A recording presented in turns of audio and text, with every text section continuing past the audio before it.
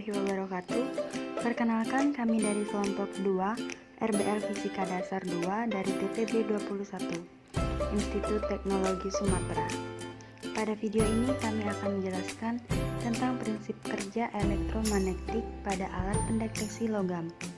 Sebelumnya, kami akan memperkenalkan diri sebagai anggota kelompok. Perkenalkan, nama saya Gadinda Raja Gugup dengan NIM 1203000101 dari Prodi Teknik Kelautan.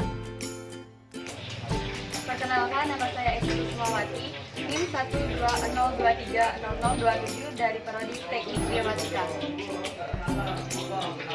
Perkenalkan, nama saya Mutiara Martiani, NIM 120230025 dari Prodi Teknik Geomatika.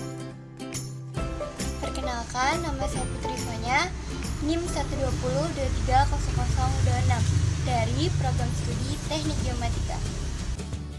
Perkenalkan, nama saya Muhammad Raffi Tama, NIM 120230037 dari Prodi Teknik Geomatika. Perkenalkan, nama saya Yohanes Nursalah Tinja, NIM 120300104 dari Prodi Teknik Kelautan. Apa yang dimaksud dengan alat pendeteksi logam? Dan bagaimana sih prinsip kerja alat ini? Metal detektor adalah alat yang mampu mendeteksi keberadaan logam. Logam yang dapat dideteksi dengan metal detektor ini adalah benda logam yang mengandung unsur besi atau dapat mempengaruhi medan magnet. Metal detektor biasa digunakan untuk mengecek senjata logam. Alat ini biasa dipakai oleh penjaga keamanan maupun dipasang pada pintu di tempat umum, seperti tempat perbelanjaan ataupun tempat wisata.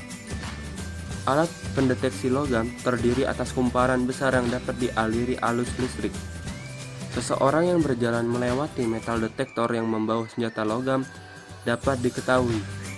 Senjata logam dapat mengubah elektromagnetik yang dihasilkan oleh kumparan.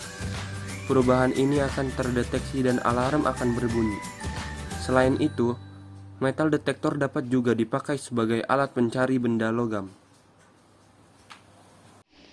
Prinsip kerja metal detektor adalah gelombang elektromagnetik yang membentuk medan elektromagnetik pada satu atau beberapa koil.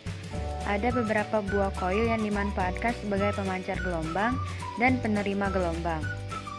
Cara kerja metal detektor adalah jika benda logam melewati metal detektor, maka gelombang yang ada menjadi terganggu, dan standar wave analyzer akan memberitahukan bahwa ada ketidakseimbangan gelombang.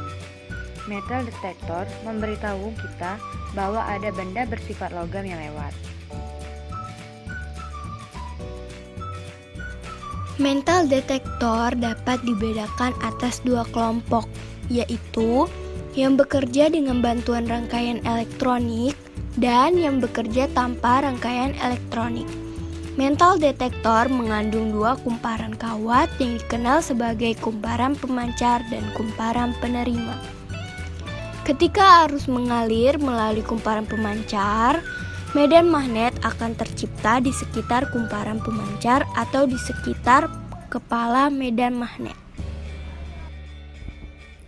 Ketika kita menggerakkan metal detektor, maka medan magnet akan ikut bergerak juga. Jika kita mendekatkan detektor pada sebuah benda logam, medan magnet akan mempengaruhi atom yang berada di dalam logam, bahkan mengubah cara elektron dari atom tersebut bergerak. Bentuk dari logam juga mempengaruhi metal detektor dalam mendeteksi. Semakin besar ukuran benda, maka semakin mudah metal detektor mendeteksi keberadaannya. Hal lainnya yang bisa mempengaruhi cara metal detektor mendeteksi sesuatu adalah posisi benda tersebut. Apabila posisi benda tidak terkubur, metal detektor akan dengan mudah mendeteksi benda tersebut. Namun, jika benda tersebut terkubur, kedalaman maksimum yang dapat dijangkau oleh metal detektor sekitar antara 20-50 cm. Posisi benda yang terkubur juga memengaruhi kemampuan metal detektor dalam mendeteksi benda. Benda dalam posisi horizontal atau mendatar dapat dengan mudah dideteksi daripada benda yang berposisi vertikal atau tegak. Hal ini dikarenakan Benda yang mempunyai posisi horizontal akan menciptakan area target yang lebih besar dan efektif mengirimkan sinyal ke metal detektor.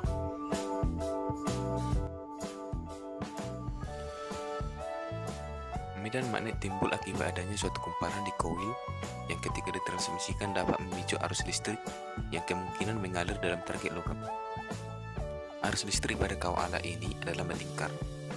Sifat magnetik pada target logam menyebabkan mereka memiliki induktansi yang tinggi.